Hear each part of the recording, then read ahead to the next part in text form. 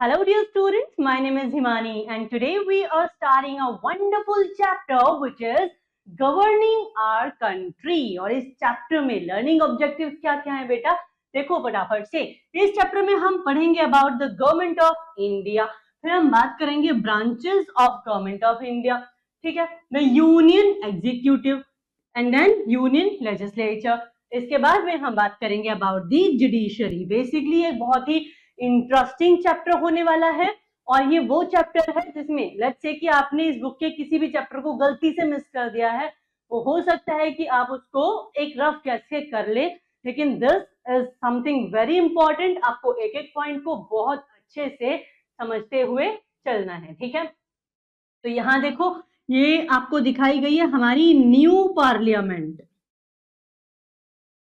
अच्छा, तो मैम अगर ये न्यू पार्लियामेंट है तो ओल्ड पार्लियामेंट का क्या हुआ भाई? तो ओल्ड पार्लियामेंट जो है उसको अब से, यानी कि जब से हमने क्या कर लिया, जब से ये नया संविधान भवन बन गया है तब से हम उसको संविधान भवन के नाम से जानते हैं, ठीक है। इसके बाद में here what is this, is it supreme court of India? Yes, it is your supreme court of India, Supreme court. Okay, तो फिर अच्छा, ये पार्लियामेंट है, ये सुप्रीम कोर्ट है, तो फिर ये क्या है? This beautiful place is called president house.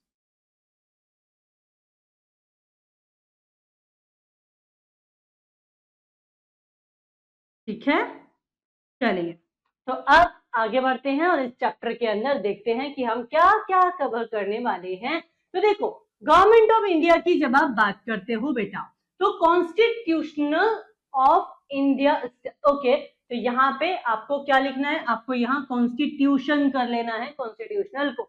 The Constitution of India has established the government of India, which is officially known as union government, ठीक है। देश किसके हिसाब से चल रहा है? देश संविधान के हिसाब से चल रहा है, और अगर आप संविधान की स्पेलिंग गलत लिखोगे तो that is not acceptable. Okay, now it is also called central government. तो देखो हमारे देश के अंदर ना क्या है, एक चीज समझो बहुत अच्छे से, एक है सेंट्रल गवर्नमेंट, ठीक है, एक है स्टेट गवर्नमेंट। जब हम स्टेट गवर्नमेंट की बात करते हैं तो पहले हम एक चीज समझेंगे कि ये जो हमारी कंट्री है इसमें टोटल कितने स्टेट्स हैं बेटा? 28 स्टेट्स हैं। कितनी यूनियन टेरिटरीज हैं? 8 यूनियन टेरिटरीज हैं, ठीक है। चलिए, ये तो समझ में आ गया। अब इंडिया क्या है? हमारा जो देश है वो कैसा है? क्वासी फेडरल है बेसिकली, ठीक है। जो कॉन्स्टिट्यूशन में जो वर्ड लिखा गया दैट इज क्वासी फेडरल, यानी कि ये जो राज्य हैं, ठीक है, भारत क्या है? राज्यों का एक संघ है, ठीक है। अगर भारत राज्यों का एक संघ है, इसका मतलब ये है कि ये सभी राज्य, ठीक है, इनका अपना तो जो प्रशासन चलेगा वो चलेगा, लेकिन डोमिनेंस किसका होगा? सेंटर का होगा, ठीक है ना। ये राज्य इस सेंटर से अलग नहीं हो सकते। कल की तारीख में जम्मू कश्मीर ये नहीं कह सकता कि हमको पाकिस्तान के साथ रहना है, ठीक है। कल की तारीख में आपका हैदराबाद ये नहीं कह सकता कि हमको इंडिया से अलग होना है। इट इज नॉट पॉसिबल, ठीक है। चलिए, तो इतनी बात समझ में आई। हमारे यहाँ दो तरह की सरकार है, केंद्र सरकार, राज्य सरकार। केंद्र सरकार दिल्ली से चलती है, राज्य सरकार हर राज्य में अपने अपने राज्य में की राजधानी से प्रशासन चलाती है, ठीक है। तो यहाँ देखो, जो गवर्निंग अथॉरिटी ऑफ इंडिया है इसके अंदर 28 स्टेट है, 8 यूनियन टेरिटरीज है। कलेक्टिवली हम इसको क्या क्या देते हैं? रिपब्लिक ऑफ इंडिया क्या देते हैं? लोकेटेड, ये कहाँ पे लोकेटेड है? It is located in new Delhi, the capital of India. India की कैपिटल क्या है? ऑफ कोर्स न्यू दिल्ली है। और यहाँ हमको एक चीज समझनी है बेटा कि हमने यहाँ तो पढ़ लिया कि कहाँ पे है, दिल्ली में है। दिल्ली क्या है? इंडिया की कैपिटल है। लेकिन हमने ये भी तो पढ़ा ना कि कितने स्टेट्स हैं? 28 स्टेट्स हैं। इन 28 स्टेट्स की कैपिटल आपको पता होनी चाहिए, क्योंकि जब आप कहोगे उत्तर प्रदेश, उत्तर प्रदेश का प्रशासन कहाँ से चलता है? लखनऊ से। लखनऊ क्या है? कैपिटल है यूपी की, ठीक है ना। इसी तरह से आपको सभी स्टेट्स की कैपिटल्स को अच्छे से याद कर लेना है। Then there are 8 union territories, ये आपको बड़ी आसानी से याद हो जाएंगी क्योंकि आधी यूनियन टेरिटरीज की कैपिटल वही है जो यूनियन टेरिटरी है, ठीक है। चलो आगे बढ़ते हैं। Branches of government of India, जब हम ब्रांचेस की बात करते हैं तो इसके 3 ब्रांचेस हैं बेटा, एग्जीक्यूटिव, लेजिस्लेचर एंड जुडिशरी, ठीक है। अच्छा, इन तीनों के काम क्या क्या है? तो ये जो लेजिस्लेचर है ना, ये तो नियम बनाएगी, ठीक है। एग्जीक्यूटिव अपने नाम से जैसा पता चल रहा है, ये एग्जीक्यूट करेगी उन नियमों को, ठीक है, स्टेट्स के अंदर, देश के अंदर। लेकिन अब अगर क्लास में कोई शरारती बच्चा है और वो नियमों का पालन नहीं कर रहा, वो डिसिप्लिन में नहीं रह रहा, यानी कि देश के अंदर कोई ऐसे लोग हैं जो लेजिस्लेचर ने जो लॉ बनाया और एग्जीक्यूटिव ने जिनको एग्जीक्यूट किया, अब वो लोग उन रूल्स को, उन लॉ एंड ऑर्डर को क्या कर रहे हैं? वायलेट कर रहे हैं। तो उसको कंट्रोल करने के लिए तीसरी बॉडी जो है वो क्या है? जुडिशरी, जो कि अगर आप किसी रूल का, लॉ एंड ऑर्डर का वायलेशन करोगे तो उसके अगेंस्ट स्टैंड लेगी, ठीक है। चलिए, जो यूनियन एग्जीक्यूटिव, अब हम एग्जीक्यूटिव की बात कर रहे हैं, जिसके अंदर कौन आते हैं? प्रेसिडेंट आ जाते हैं, वाइस प्रेसिडेंट आ जाते हैं, ठीक है। आगे हम काउंसिल ऑफ मिनिस्टर्स की भी बात करेंगे, ठीक है। चलिए, as the head of union executive stands the president of India. तो यूनियन एग्जीक्यूटिव का हेड कौन है? प्रेसिडेंट ऑफ इंडिया है, ठीक है। The President of India is elected by an indirect election, that is by electoral process for the term of 5 years.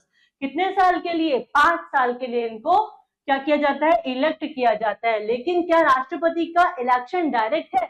नहीं, राष्ट्रपति का जो इलेक्शन है वो इनडायरेक्ट है। A vice president is also elected in the same manner, whose normal function is to act as ex officio chairman of the council of state, यानी राज्यसभा। तो vice president क्या करते हैं बेटा? Vice president act as the ex officio chairman. तो ये जो vice president हैं, इनको वाइस प्रेसिडेंट की पोस्ट के लिए नहीं, बल्कि राज्यसभा के एक्स ऑफिशियो चेयरमैन होने के लिए इनको क्या मिलती है? सैलरी मिलती है। But if there occurs any vacancy in the office of the president by reason of death and resignation, removal or otherwise, क्या होगा? Vice president will act as president until the new president is elected and resumes their office. अब देखो, एक बात समझना, बात यह है कि प्रेसिडेंट का पद खाली हुआ, ठीक है, तो vice president will act as president, ठीक है। चलिए, तो या तो ये होगा कि यहाँ पे इलेक्शन हो, तब तक के लिए ये जो है प्रेसिडेंट की तरह एक्ट करेंगे।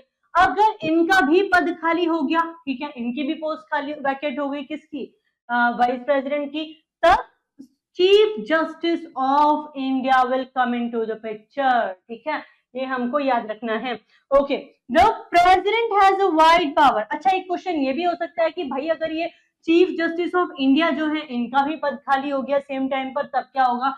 तो हम देखेंगे कि एज के और लाइक एक्सपीरियंस में, शायद एज में जो भी सबसे ज्यादा क्या होंगे?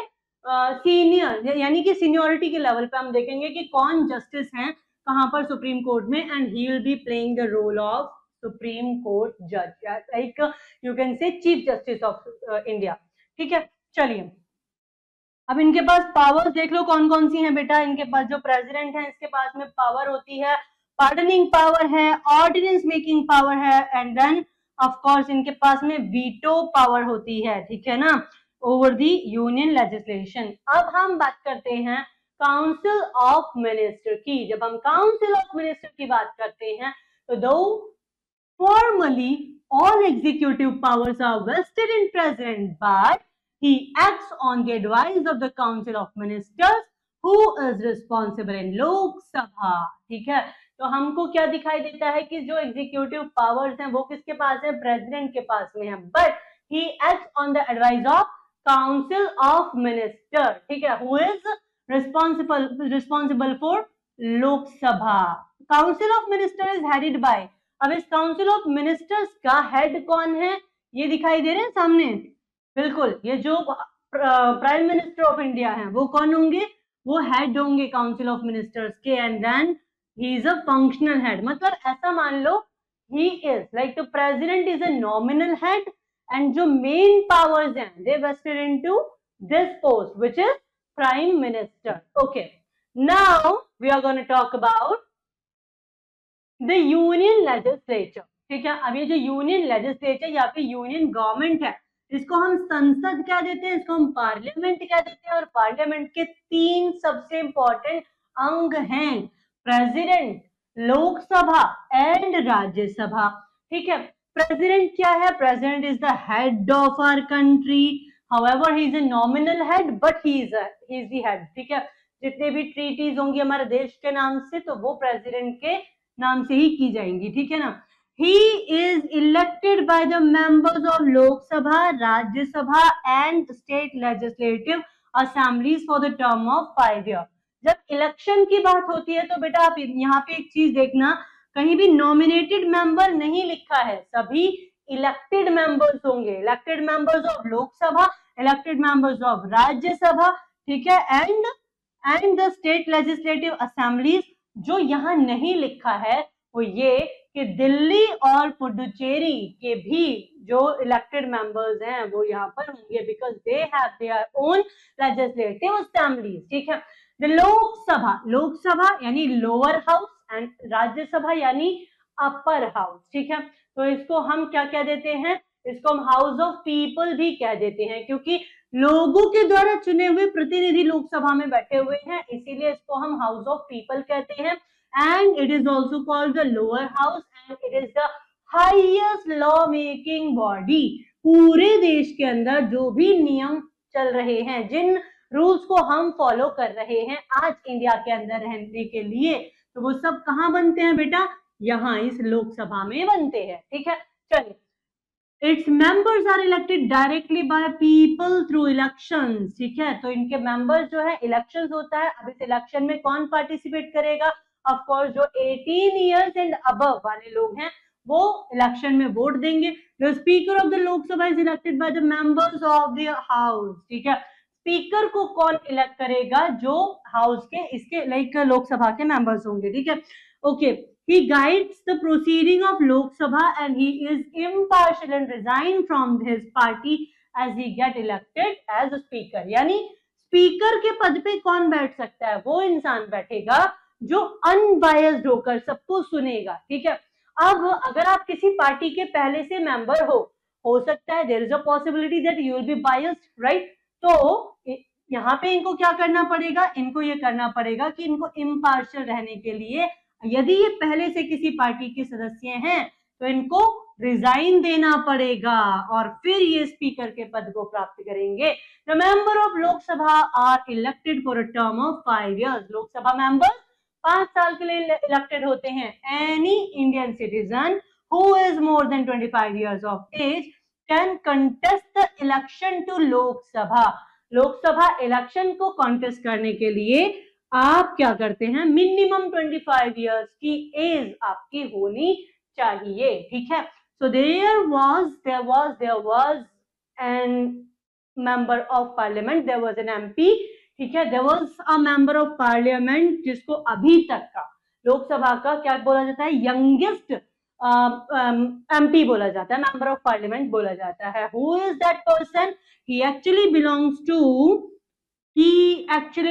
To South Bangalore constituency and the name of this MP is Tejasvi Surya, ठीक है।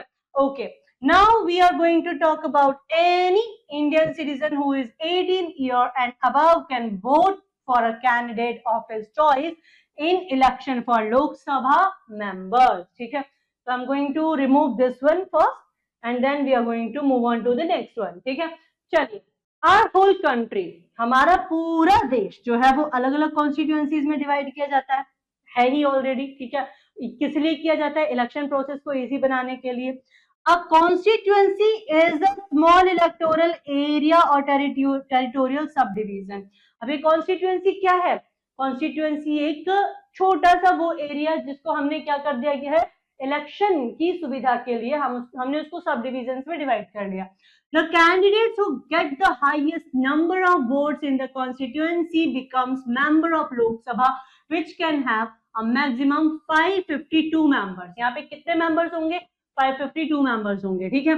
Lok Sabha can be dissolved by president। Lok Sabha को डिसॉल्व किया जा सकता है। अब हमने जो पॉइंट्स वहां पढ़े, ठीक है, उन्हीं से रिलेट करते करते हम यहाँ पर फटाफट पढ़ना शुरू करेंगे। लोकसभा को हमने क्या कहा था, लोअर हाउस कहा था, राज्यसभा को हम अपर हाउस कहेंगे, ठीक है। इसके जो मेंबर्स हैं आप देखोगे कि वहां पर मेंबर्स कैसे थे, डायरेक्ट इलेक्शन से आते थे। यहाँ पर मेंबर्स आएंगे कहां से, देखो ऑफ स्टेट लेजिस्लेटिव असेंबली के जो मेंबर्स हैं वो यहाँ पर इलेक्ट होकर आ जाएंगे, ठीक है। The vice president of India is the chairman of Rajya Sabha. Lok Sabha का चेयरमैन को हम क्या कहते हैं? स्पीकर कहते हैं। राज्यसभा के जो स्पीकर हैं उसको हम क्या कह देंगे? चेयरमैन कह देंगे, ठीक है ना। चलिए, the members are elected for the term of 6 years. यहाँ पे टेन्योर कितना था? लोकसभा में 5 इयर्स है, राज्यसभा में 6 इयर्स है। वहां पे कितनी सीट थी? देखो इसमें 552 मेंबर्स होंगे और यहाँ देखो 250 मेंबर्स होंगे मैक्सिमम, ठीक है। जिसमें से 238 जो है वो इलेक्टेड है और 12 जो है वो नॉमिनेटेड है। कौन नॉमिनेट करेगा? प्रेसिडेंट करेंगे, ठीक है ना। चलिए, तो प्रेसिडेंट ऑफ इंडिया जो है इनको नॉमिनेट करेंगे। 1/3 of the Rajya Sabha members retire every 2 years. तो राज्यसभा के जो 1/3 मेंबर्स हैं वो क्या होंगे? हर 2 साल पे रिटायर हो जाएंगे, ठीक है। And unlike Lok Sabha, the Rajya Sabha is a permanent body and can not be dissolve. Rajya Sabha क्या है? परमानेंट बॉडी है और इसको डिसॉल्व नहीं किया जा सकता। नाउ फंक्शंस ऑफ पार्लियामेंट, फटाफट से देखो। पार्लियामेंट लॉ मेकिंग बॉडी है, तो ये क्या बना रही है? लॉ बना रही है हमारे लिए। It makes law on the subject mention in the union list and concurrent list, ठीक है। तो ये जो है क्या बनाएगी? लॉ बनाएगी। हमारे पास 3 लिस्ट हैं, ठीक है। कौन कौन सी लिस्ट है बेटा? एक है हमारी यूनियन लिस्ट, एक है हमारी स्टेट लिस्ट और एक है हमारी कॉन्करेंट लिस्ट, ठीक है। यूनियन लिस्ट में यूनियन वाले मैटर्स, स्टेट लिस्ट में स्टेट वाले मैटर्स और जो कॉन्करेंट लिस्ट है इसमें यूनियन और स्टेट दोनों के मैटर्स, ठीक है ना।